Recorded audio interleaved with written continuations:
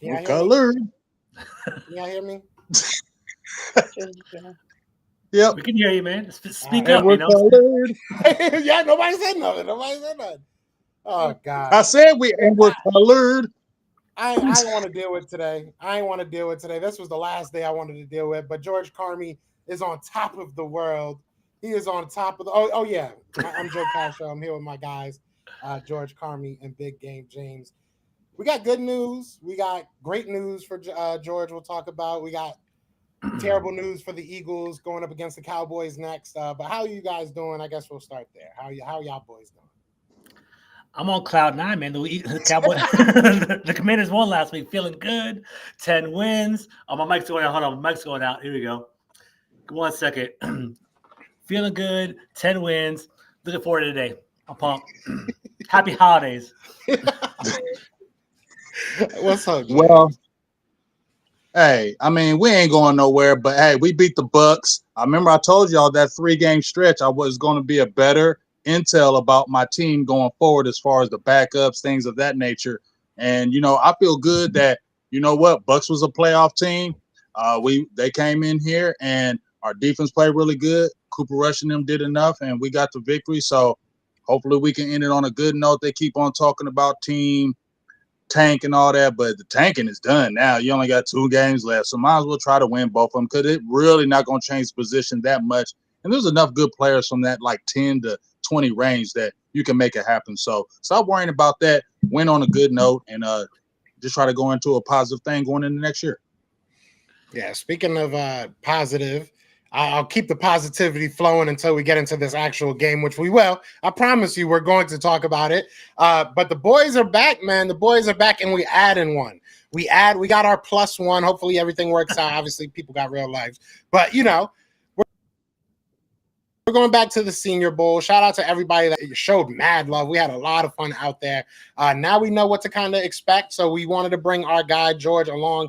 He also got approved for the credentials. So we will all be out there on the field talking to these players, trying to get what each team is going to do. But it seems like we usually pick players for other teams because I'm pretty sure I was like talking up a lot of guys that ended up either Cowboys or, that team. So it's a fun time. I'm excited about that.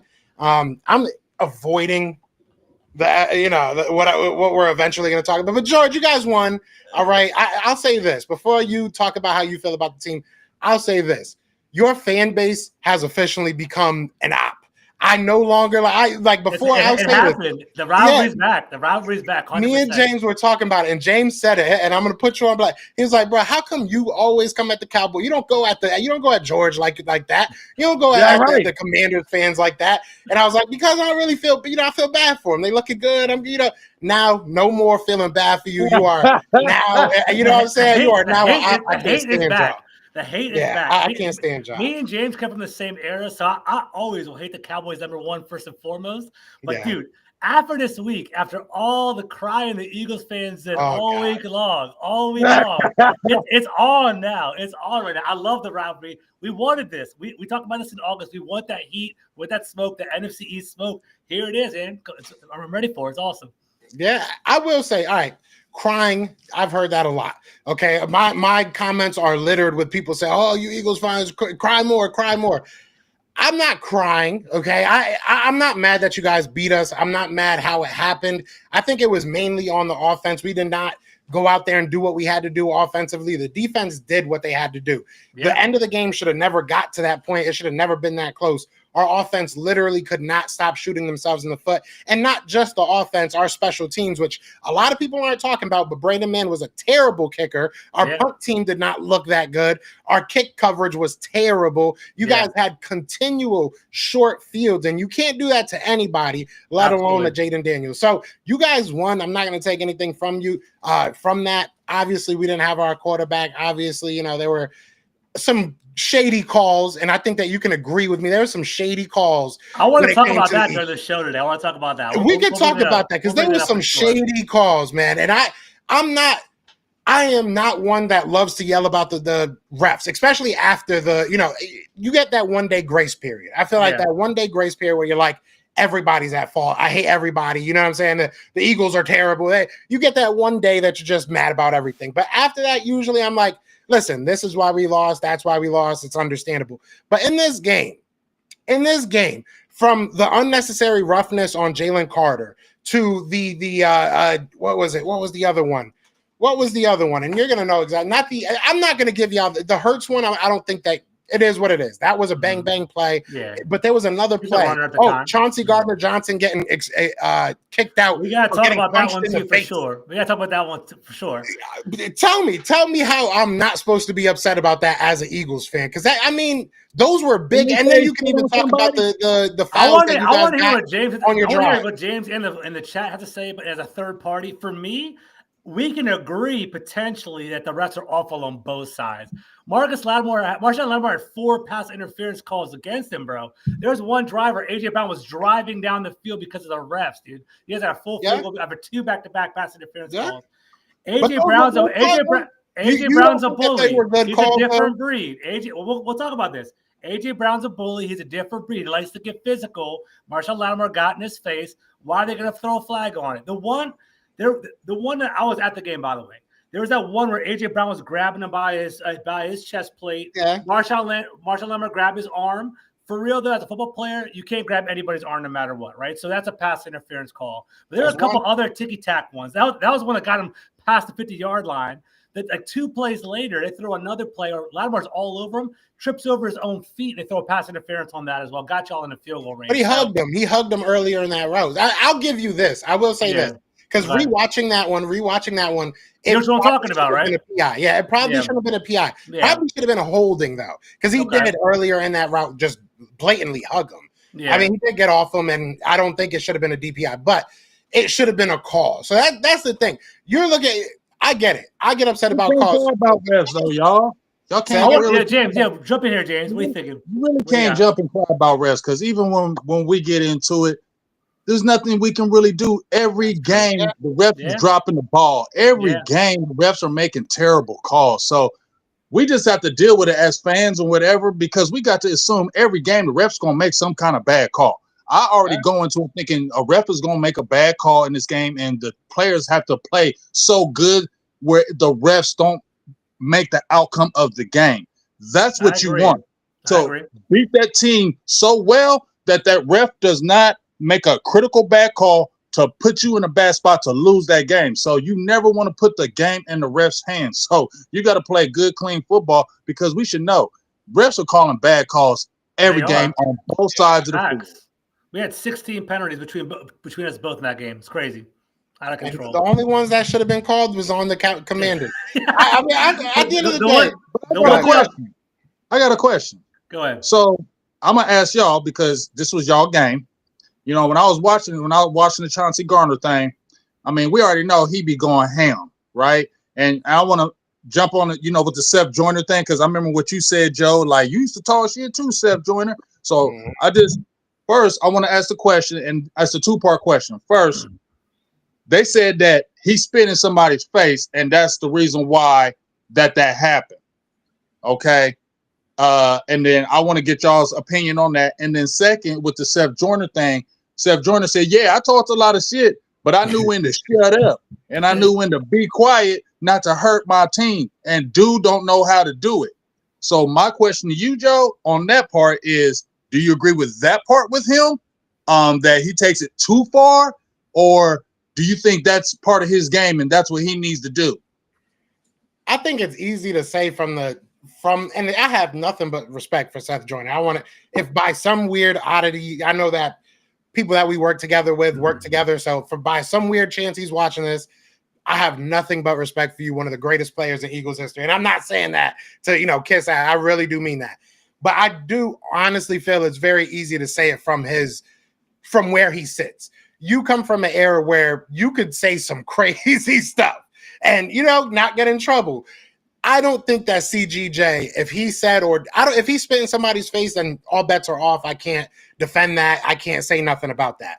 But if he didn't, and it was over words, that's what the ref made it sound like. Like, the ref didn't say he spit in someone's face. He just said he was taunting and he was pointing and he was saying stuff. So if that's what you did it off of, that's weird. That would have never flew it. That you would have never seen that happen with Seth Joyner's time period. So I get it you never hurt your players, but you never played in this type of, PC culture. I hate to say it like that, but it is what it is. This is you have to censor kind of what you're saying and how you say it. And it's even kind of trickling into the NFL a little bit. I mean, you see it in the NBA. The NBA, nobody watches the NBA because every other thing is like PC. Everything's like, oh, this government, that, and nobody wants to watch it. So anyways, I diverted a little bit, but at the same time, if you're doing it off your emotions, and that's my whole thing, if you're reffing off your emotions, that is ridiculous because you change the outcome of that game. Chauncey Gardner-Johnson is a big part of our defense.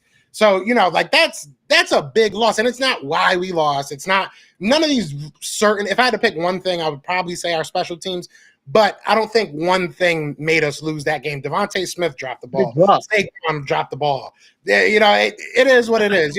AJ a lot of little small things. Exactly. Death by 1,000 cuts. Death by 1,000 cuts. If the ref was reffing off of emotion, I agree with y'all. I don't think the ref should ever. I don't like it when the ref puts their fingerprints on the game. You want the players to play, right? You want the players to get out there and play. And I don't mind trash talk. For real, you guys are watching. AJ Brown was running his mouth the entire game. He was flapping whenever he got those big catches, and they weren't throwing a flag on him. That's evidence to me that whatever CJ was saying was going too far, right? Because they already gave him a warning. It wasn't an ejection off of that 1 second, it wasn't like, hey, he did one instant, they threw him out. They gave him one warning, 15-yard penalty, and gave him another one later on. So he was crossing some lines. He was doing something there. And I'm glad James caught it, said, no, I don't know if you guys got that over there in Philly land. I heard that. I was hearing that he spit in one of our players' faces. And despite the fact that Damian Brown reached across and grabbed his face, it was retaliation because of the spit. And it makes sense. Like, it makes logical sense to do that. So that's what I'm yeah.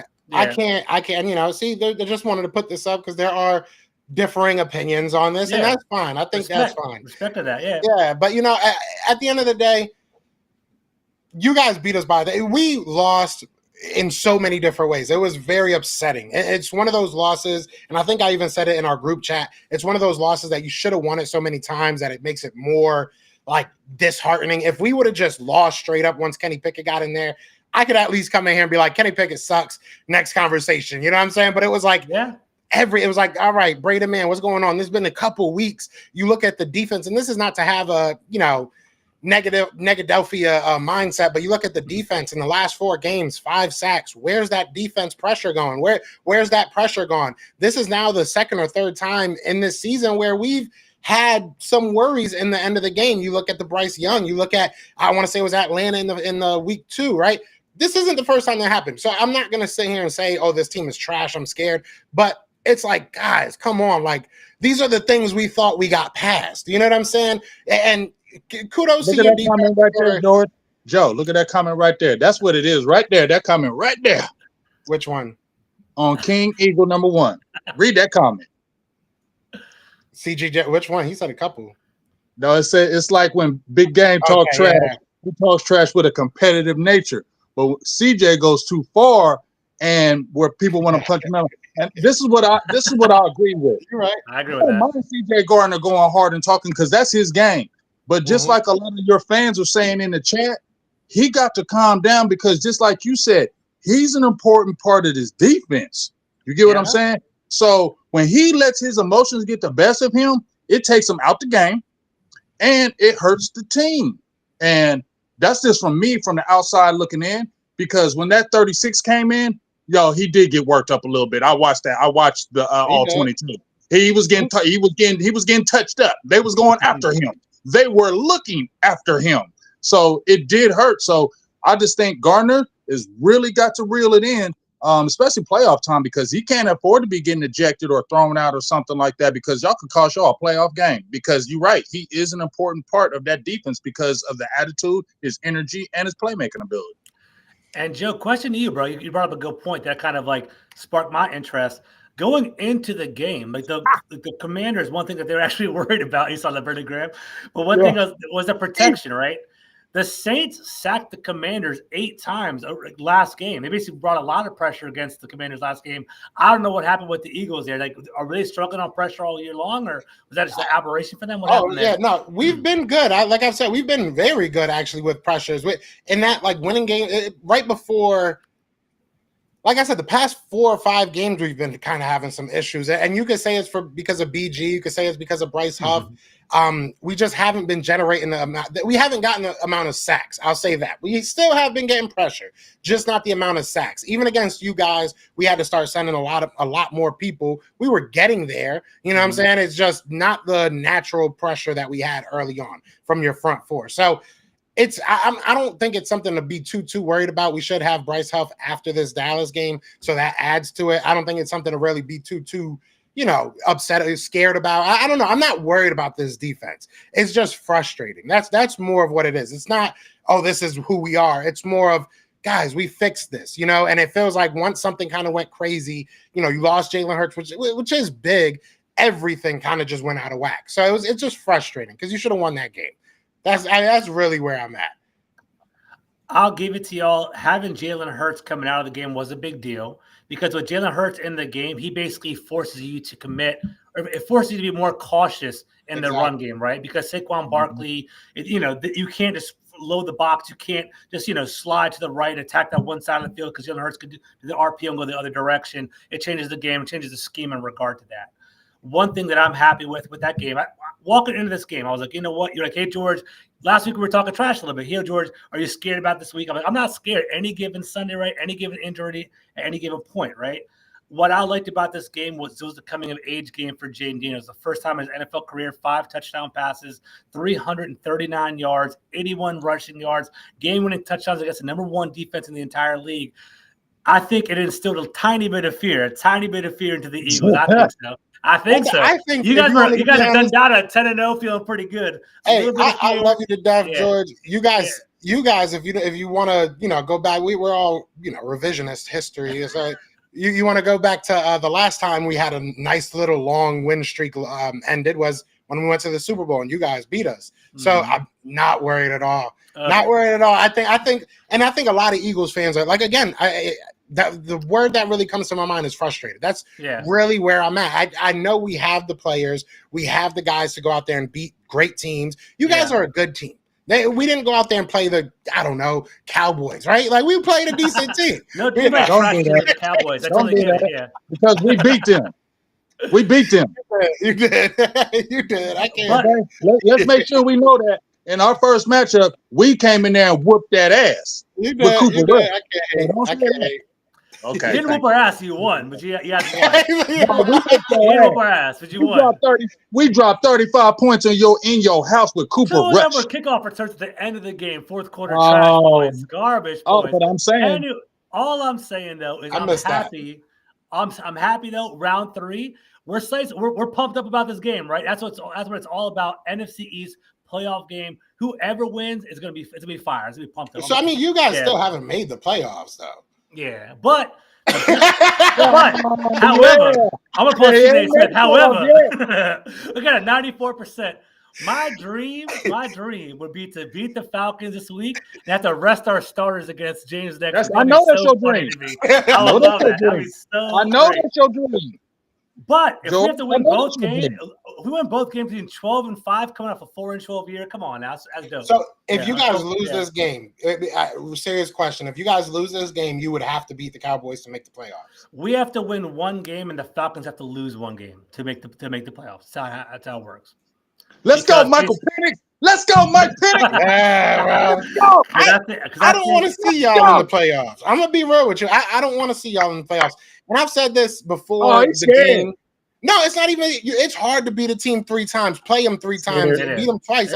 It's hard. That's hard to do. And you guys are a decent team. You guys are a good team. I'm not going to say take that away from you. They decent, right? You're not decent. But I am the one that said, I think I was like outside of George, the highest on the Commanders this year. I think I was one of the highest people on the Commanders. So I'm going to take that and run. I gave them 8 to 9 wins.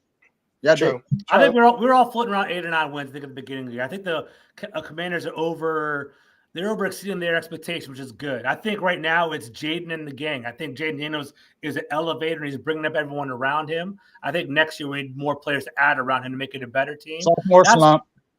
Hopefully not. Hopefully he keeps growing. Hopefully that Lamar bump is what I'm trying to see next year. What I'm trying to see. But one more wide receiver, I think it'd be fun next year. I'm excited, man. Like we're playing with house money. If we beat the Eagles in this playoff game, if we get to the playoffs and beat the Eagles, Oh my God! You know. Oh my God! That's all I gotta say. Change the whole game. I'm pumped about it. I got to respond to this, and then I want to get into one of our first players. I just hold on, because who said this? Okay, I thought it was somebody in my comments. It's not. I'm a lot happier about that. It was Deshae.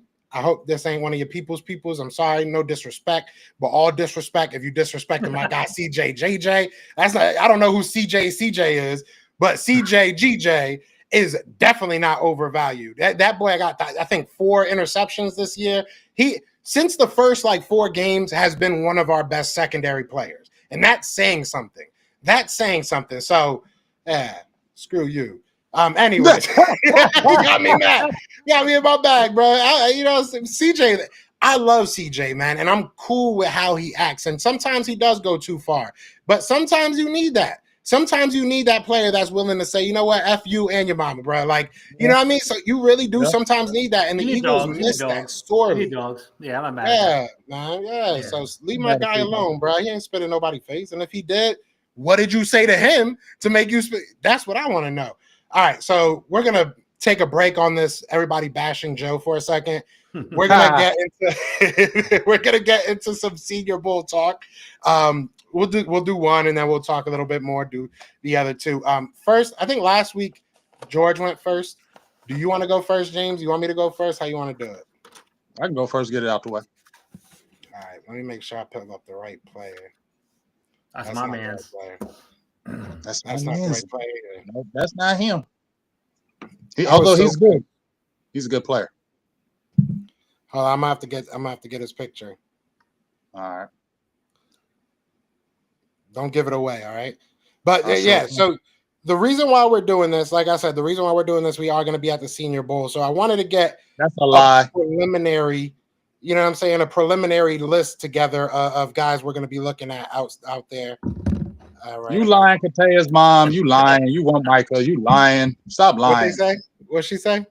She said nobody wants Micah. That's a whole lie. Y'all just saying that because he said F Philly, and I appreciate him for saying that.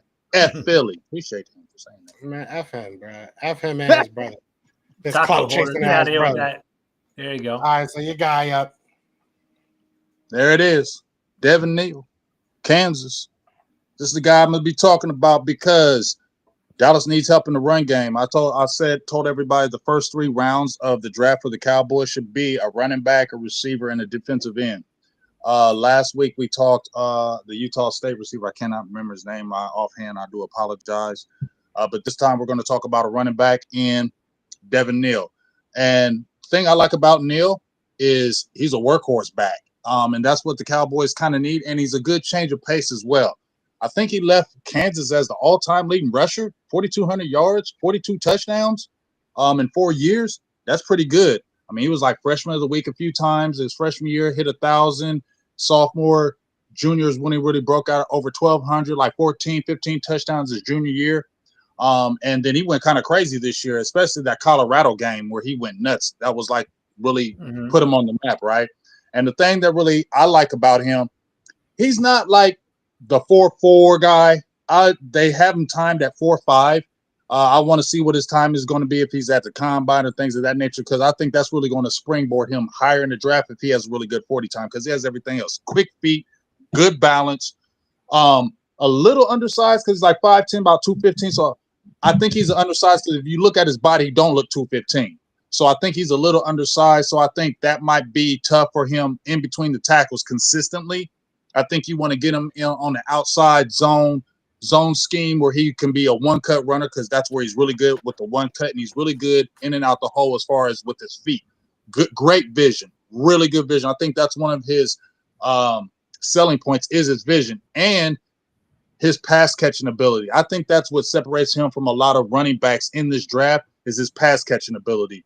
They use him a lot in the screen game dump off, so he has to get a more refined route tree as a running back, but he has really good hands, not a body catcher, good hands, catches with his hands, explodes, knows how to accelerate, decelerate after he mixes the catch.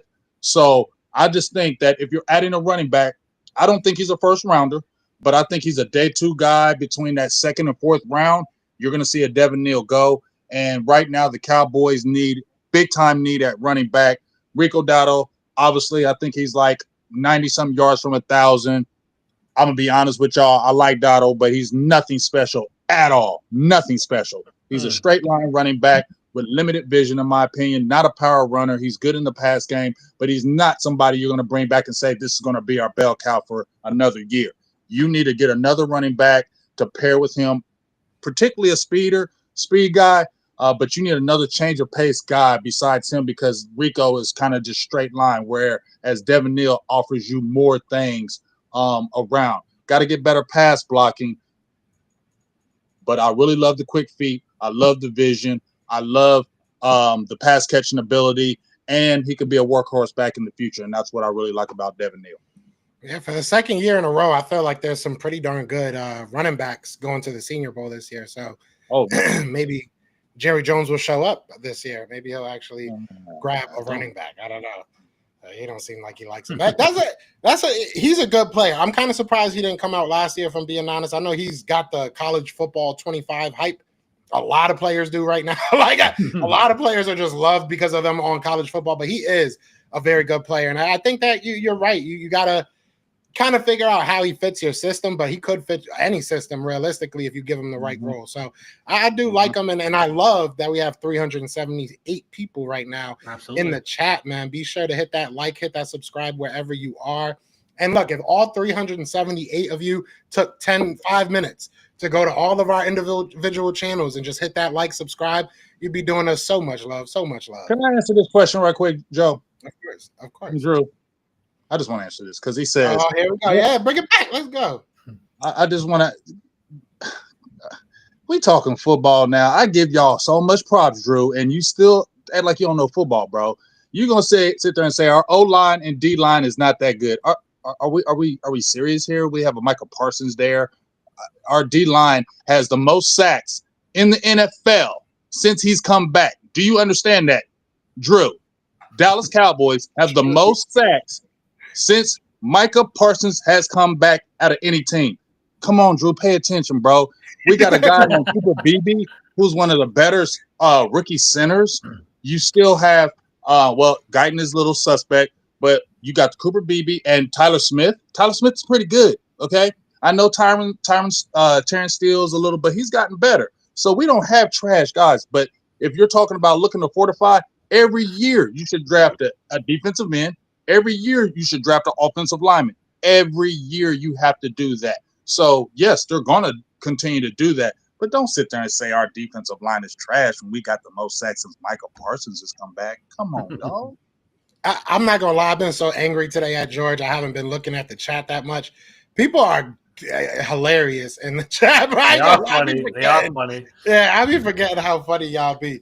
I will say this. I'll push back for my dog, Drew. You quickly went over that Tyler Guyton thing. Didn't he get benched? Then put back in, and you quickly he's trash. Because I can't. I'll admit that because he has struggled. But Joe, I did tell you at the beginning when we drafted him, didn't I tell you that he was going to have big time struggles? So it's not nothing that I didn't say because he was on the right side his whole career at Oklahoma. He's making the switch to the left. You're playing all these dogs on the left side like the first 5 games. You get what I'm saying? You're going to get your butt kicked. And I said he was going to get his butt kicked, and it happened. But that doesn't mean he's not going to be a good player. It just means that he was not ready, and they probably should have not threw him in the fire like that. They probably should have slow bleeded him like they, to give him confidence. But I think he's still a good player, and I think he's going to be a good player. But they should have known you going from the right side and never play the left, which is damn near the hardest position on the offensive line besides center, and you're going against animals and you're not giving him no help. Who ain't going to get their ass kicked by Myles Garrett and all them guys? Facts, yeah. And your offense was so predictable, but now I push back there. I got your back, Drew. And defensively, I'm going to push back there a little bit as well. Who do you have at defensive tackle? Who do you have replacing DeMarcus Lawrence? Because he's like 90. Like, you guys are pretty old. Nealon is nice. Nealon is nice. Nealon's nice. He's a good player. And we got Micah playing the edge. That right there, that takes your numbers up. Now, listen, Chauncey Golston, I ain't hyping him, but he's a steady player.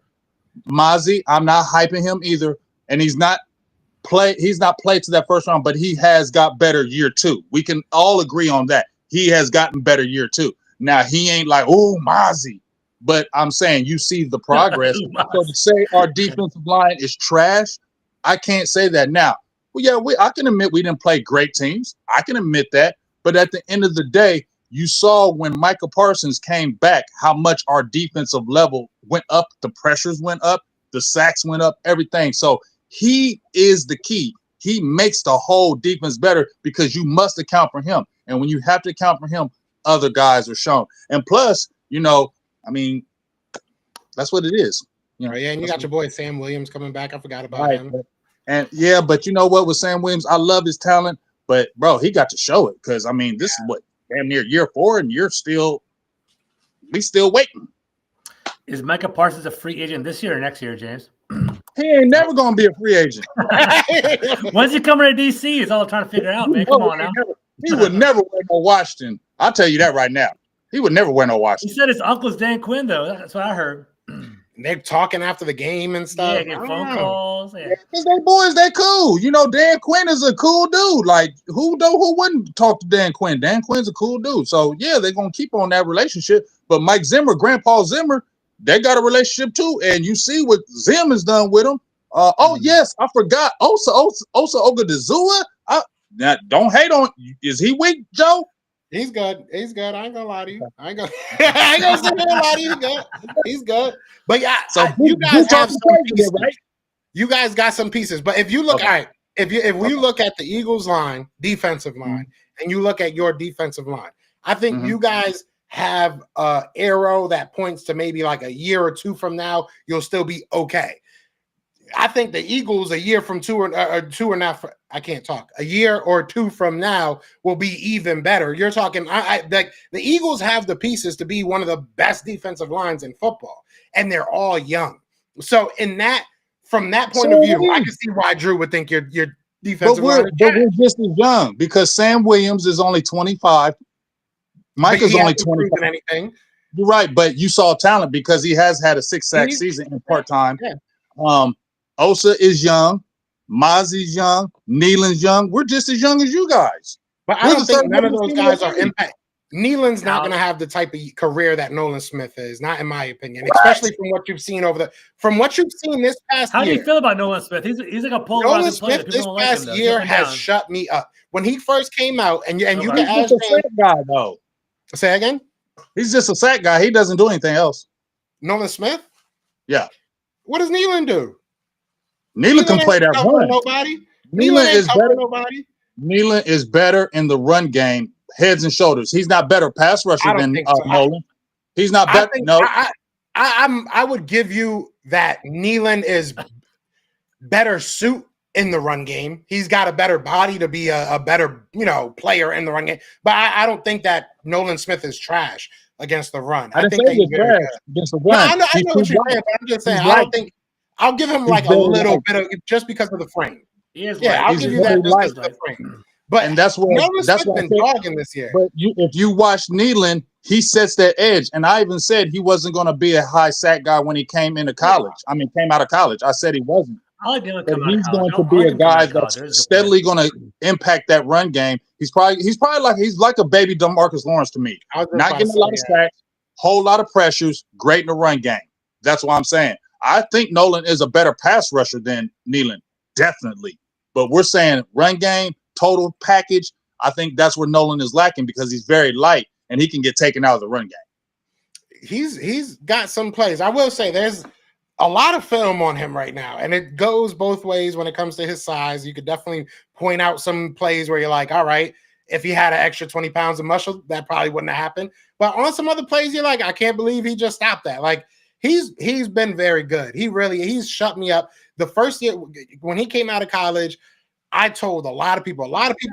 He was the first. Yeah, pick, he was. Right, he was number 30 number 30. That's what I thought. When he came out of college, I told people were really, really high on him. We had number 10 that year, and we had 31, right? Or 30.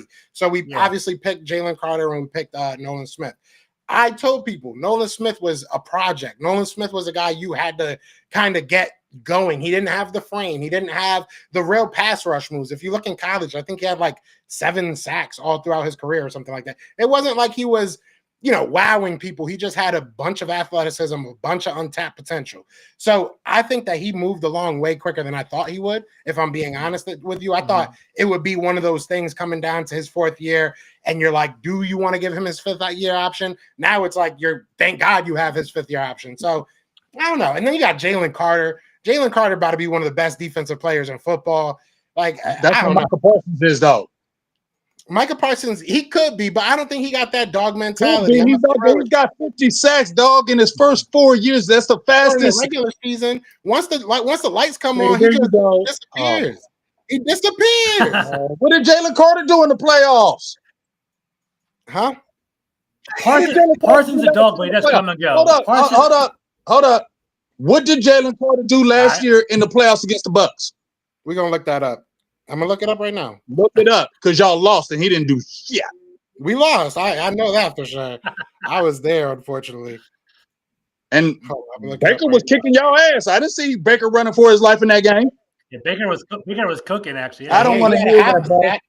Oh, no. In the play, let me find the playoff game. Michael Parsons done had a half a sack. More than a half a sack in the playoffs. Yeah, he didn't do nothing. He didn't do anything in that game. He had one tackle. But we're talking about one game. We're talking about one game. Your boy had like what? 5, 6 years now? That's not true. That's not true. Because if you looked at that San Francisco game, the first one in 2021, Michael played good. He had a sack and a half in that game. And then when we beat the Buccaneers and we played San Francisco that second game, watch that game. He was all over that field. He was the reason why we stayed in that game. Like, people are trying to disrespect him. Our defense is average without him. As soon as he comes in, our defense goes up. I just showed you the numbers. I do agree with that. I just showed you the numbers. When Michael comes in, our whole defense changes. He makes other people get free. Like, you have to have 2 people on him, and he opens the game up for everybody else. I'm not saying Jalen Carter ain't a dog. He's an absolute animal. Okay? I'm agreeing with you. Jalen Carter is a dog, but so is Micah. So I'll never take that away from him. We was just talking about playoffs, and he does disappear in the playoffs. I do think that Jalen Carter will be a better defensive player than him. I think he'll be more valuable. Yeah, because you look at the position, just position. Edge or a tackle. Who's more valuable? If your defensive tackle's getting you 6 to 10 sacks a year, is he? How many sacks did he get this year? This year, I don't know how many this year, but last year, my guy about to hit 10 again. He got like 5 or 6 a year. And miss half the year, getting 10. There's a valid argument for that. I think Micah Parsons is more versatile. He had 9 sacks since November 10th. Micah Parsons has 9 sacks. Micah Parsons, you can move him all around the field. He's a disruptor. You can put him anywhere. He's a chess piece. I think Micah Parsons is a beast. I agree with that. Jalen Carter, Joe, you do have a good point though. He's nasty, right? And if you have a disruptive defensive tackle, I don't know if you guys saw the trend on PFF or on Spot Track, but basically over the past couple of years, the interior defensive linemen are becoming the highest paid players on the defensive side of the ball because they're getting paid like $20, $30 million a year because the most direct path to the quarterback is straight ahead, right? If you have a disruptive defensive tackle that can break it up, it's pretty significant. So Jalen Carter is legit like that. I don't know if I'm going to say he's more impactful than Micah Parsons. Now, Micah Parsons is versatile. I'll take the versatility right now, but give it a couple of years, George. Yeah. 4.5 sacks right now. 4.5 sacks for Jalen. Carter blew up that freaking first fumble against Brian Robinson. I saw it. And I also seen Jalen Carter when he had that big tackle on Jaden Daniels go whoop. Yeah, that was Jaden Daniels different though, man. That boy good, bro. I can't stand that guy, bro. All I can say is this: when we played the Commanders, case in point, when we played the Commanders, Micah was the whole disruptor in that whole damn game for our defense. And I feel like that's one of the reasons why we won, because Micah in that game, he had 2 sacks. He was all over the field. I will say Jaden Daniels is getting healthy now. That's why I'm happy about that, though. Basically, you saw what we talked about it all year long about how good Jaden Daniels is. I'm not trying to hype him up too much, but basically the first game, I was disappointed because I think he threw like 8 to 15 passes to his running backs, like within the line of scrimmage, the first game against the Eagles. He wasn't doing that in game 2 because they unleashed him. That's the Jayden Daniels that he really was all year long. I like the fact that he's healthy now going into the playoffs. Yeah, It's fantastic. 5 turnovers. Can I say one last thing? I'm gonna say 5 touchdowns. I want to say one last thing. 5 turnovers. I want to say one last thing. Yeah. A lot of y'all don't watch football. Not my guys right here, but a lot of y'all don't watch football because when I see people instantly say he only got like a half a second for game, you didn't watch the game because there's a such thing as pressures, and when a quarterback is about to get second, he throw the ball away. That ain't his fault. Okay, when he's trailing a guy and he's about to tackle him, and that quarterback throws it away, that's what's happening in a lot of them playoff games where he ain't getting the sack. He's got the pressure on him. They get rid of him, get rid of the ball, and then it looks like, oh, Mike ain't doing nothing. You ain't watching the game because damn near every game, Mike is putting pressure on them quarterbacks every damn game. That's a whole damn lie. So, Drew, I like you, dog. I do like you, Drew, but I can't respect your football knowledge, big dog, at all. Can't. Damn. This is gonna happen all year, George. I'm just go back and forth all year. Yeah, I mean, it's hard to hate on Micah. I also to give Bear some credit. I see his comment in the chat. He said you need a speed at linebacker. Hell yeah.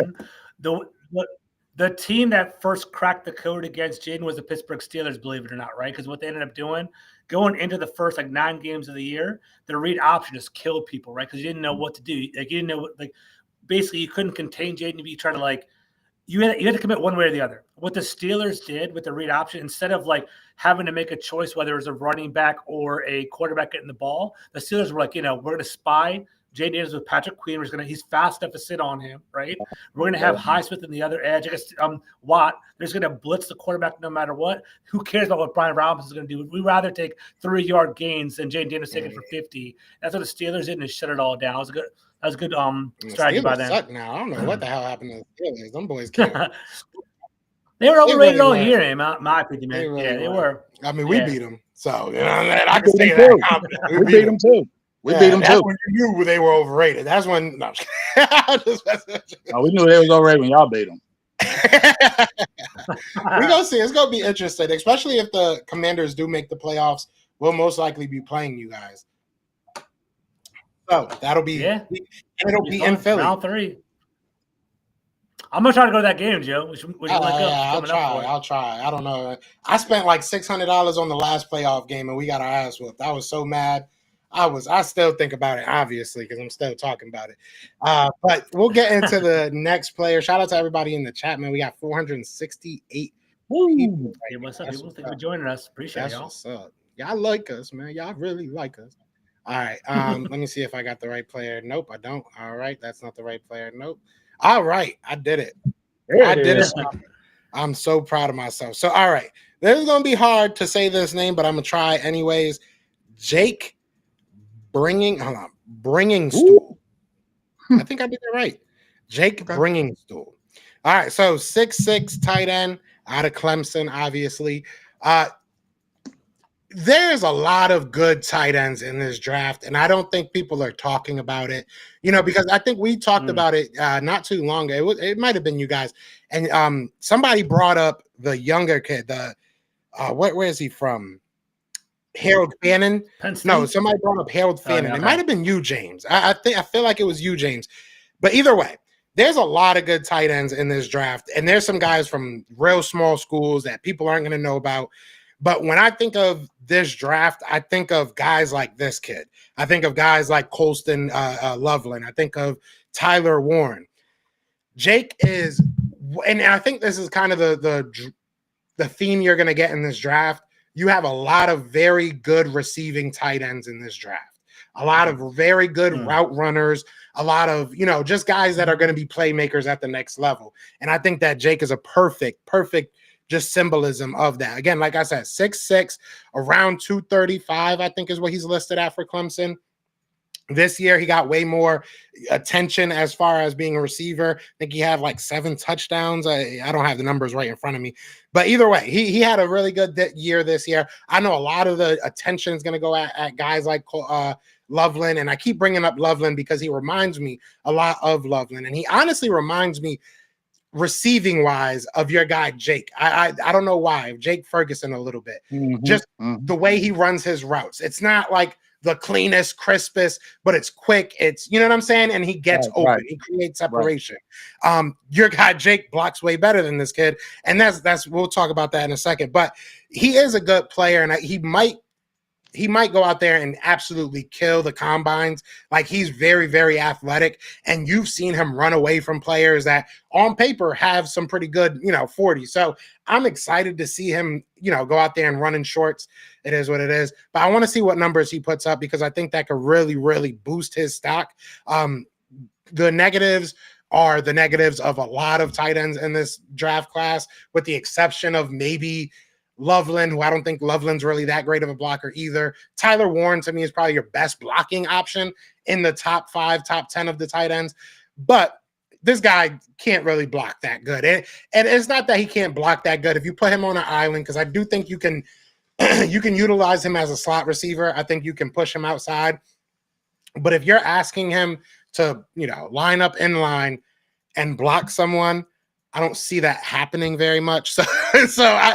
In that sense, a guy that a lot of Eagles fans will know, just to kind of make it a little bit more, something you're familiar with, it's probably like a Grant Calcaterra. Like, he's a guy that can definitely get you something going in the passing game, but if you're relying on him in the run game, you're probably gonna, you're gonna be spurned by that. So I like him. I think that he can add a little bit of weight. I think he can become a better blocker, but I don't think you can, train somebody to have long arms. You can't train somebody to be 6'6" and probably running like the 4.5, 4.6s. Like, those are just things you're born with. So I think he's a really good player. I think that he'll only get better in the right system. Again, I think you're looking at a guy like a Grant Calcaterra if you're the Eagles, if you want to pin, your finger on somebody. Not the greatest after the catch either, but he can make some things happen. So yeah, I want to start talking about tight ends, because I think that this is and I said this last year, and I think I'm being proven right this year. Last year had some really good tight ends in it as well. So overall, I'm looking at this kid as like a 3rd, 4th round draft pick, probably, unless something crazy happens in the actual combine and everything. But I wouldn't mind the Eagles picking him up as like a number 2.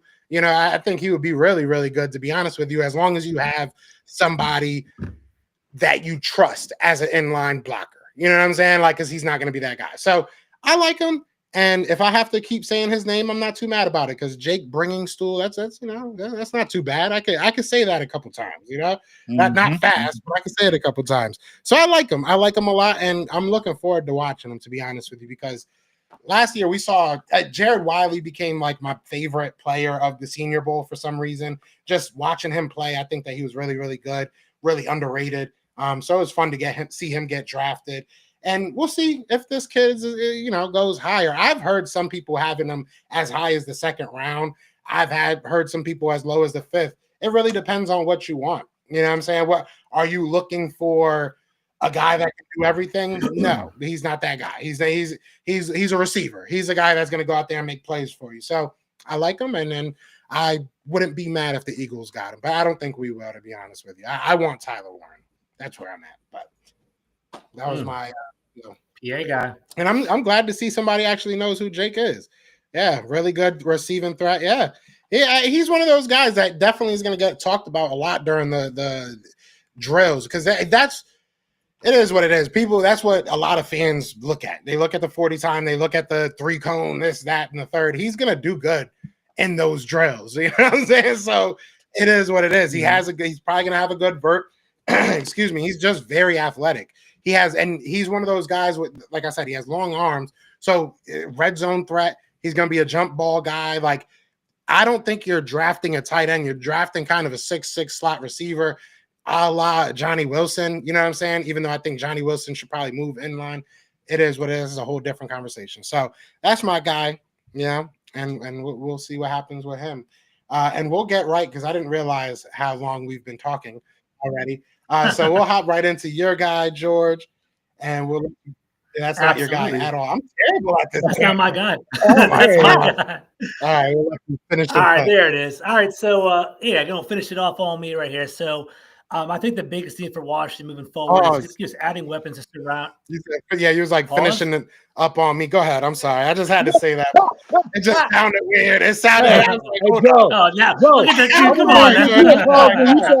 I had momentum going, and I was flowing. Joe said, "I can't wait to see him in shorts." I was like, "Oh."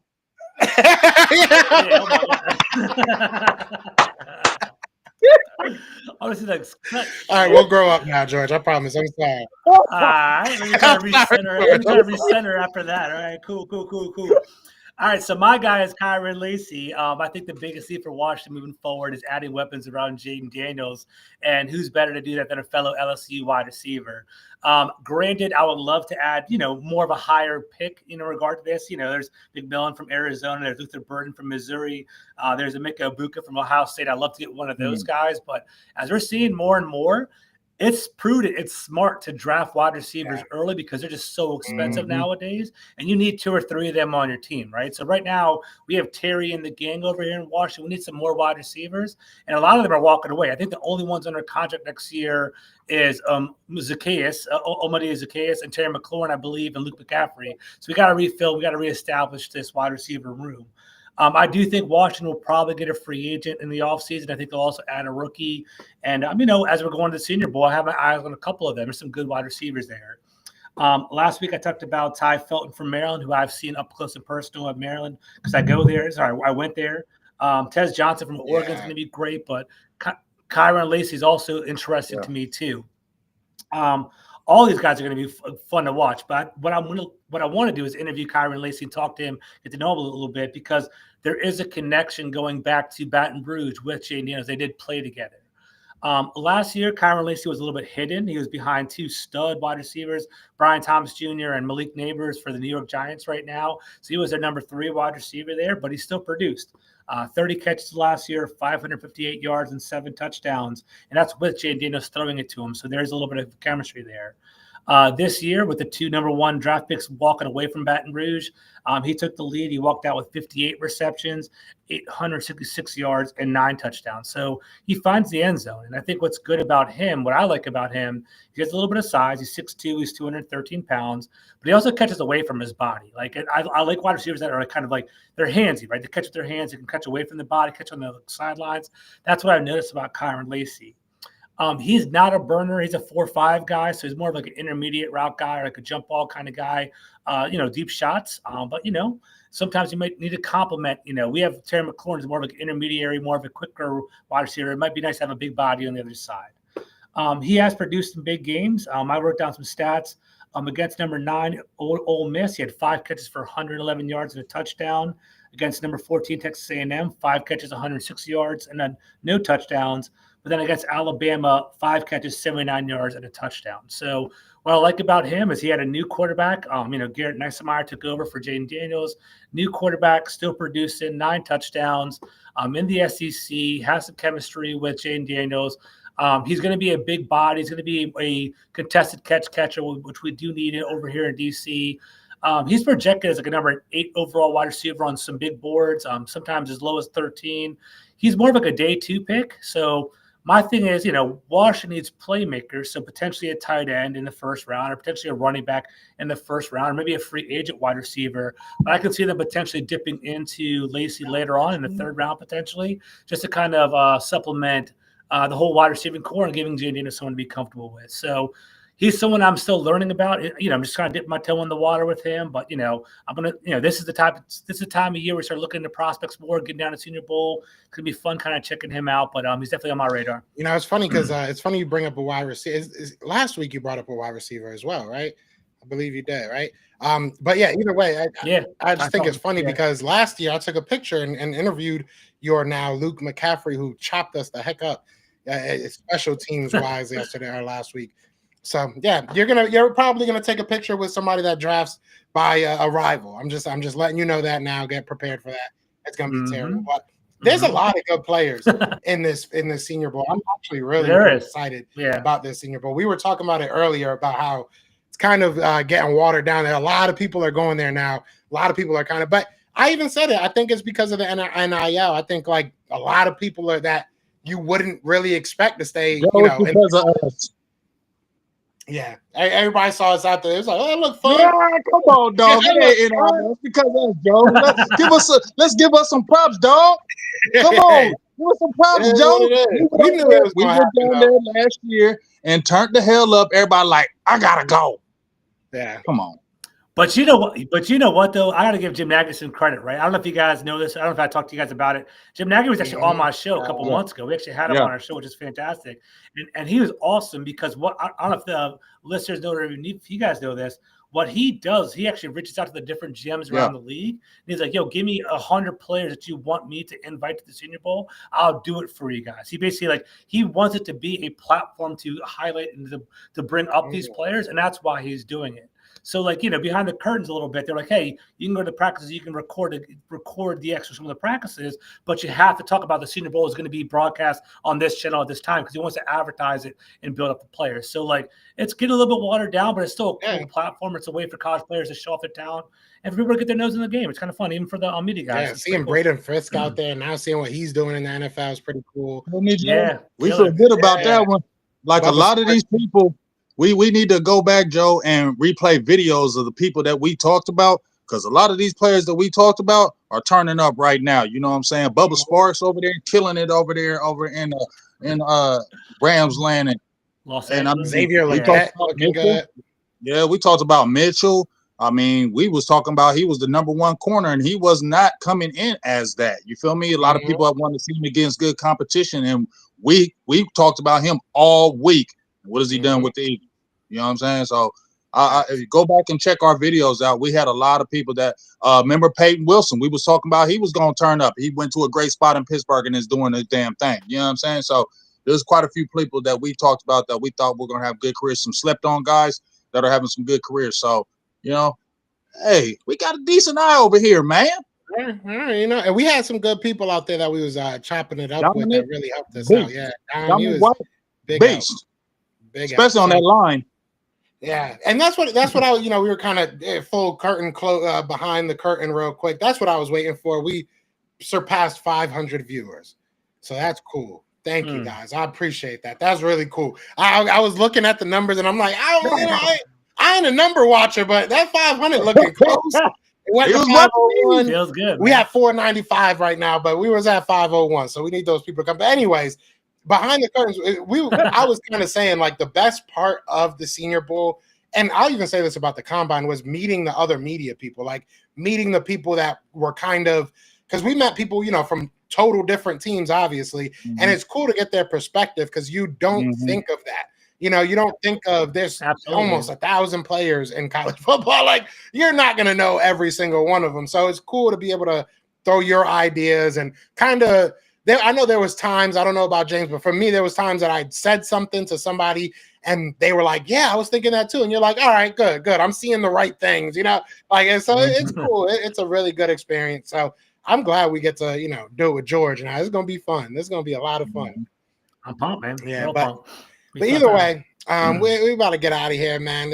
Y'all went absolutely insane today. You got a super chat, Sugar Daddy Williams. My dog, appreciate you. $2 holla, appreciate you. Love you. So I'm thinking of. I want to say this out loud to kind of put the onus on myself with this.